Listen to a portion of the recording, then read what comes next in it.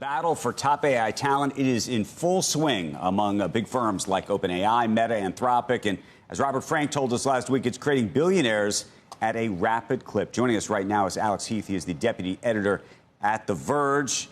Thank you for waking up early, Alex. Love all of the things that you write. What is really going on? We talked to Sam Altman on Friday, and we're trying to understand sort of how big a pool there is among these talents. And I want to know what it is that they know that nobody else does.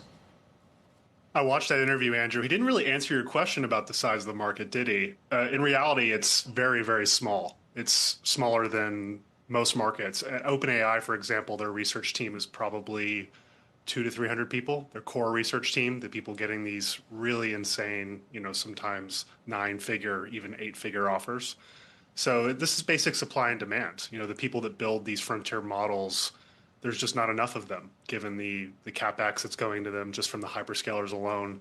If you're paying Steph Curry at the NBA $60 million a year in a market like the NBA that's doing $12 billion a year in revenue, why doesn't it make sense to spend $1 billion on the core team that's in an industry where the hyperscalers are going to do over $300 billion? Are they all Steph Curry, though? I mean, that's the thing that I'm trying to understand. And I'm also thinking, if I wanted to be the Steph Curry of AI, what would I have to do to learn to be that? Meaning, what is the experience that you'd actually need to have that kind of value prop?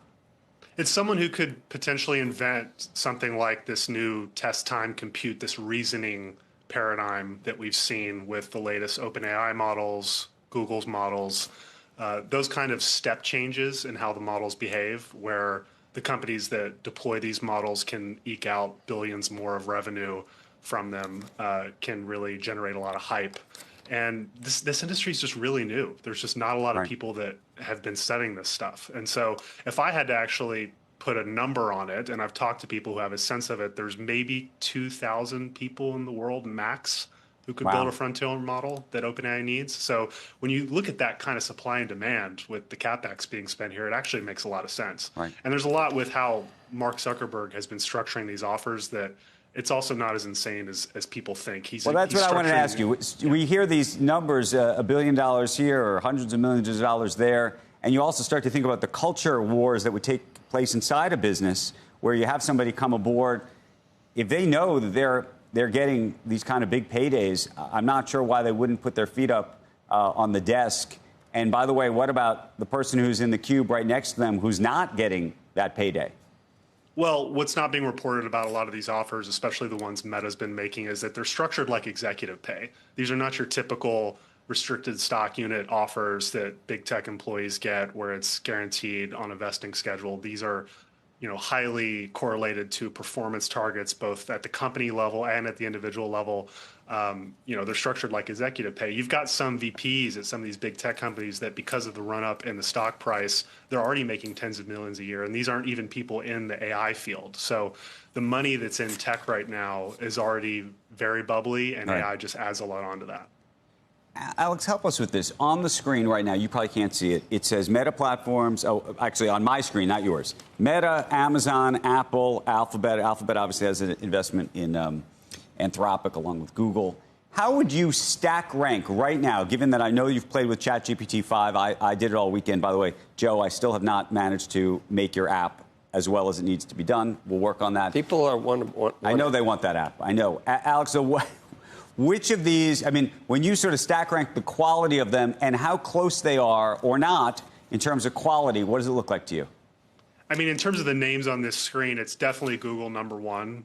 Google, out of all of big tech, is wildly ahead on AI. You've got Meta. I would actually put it number two, given the talent density, especially in the last few months.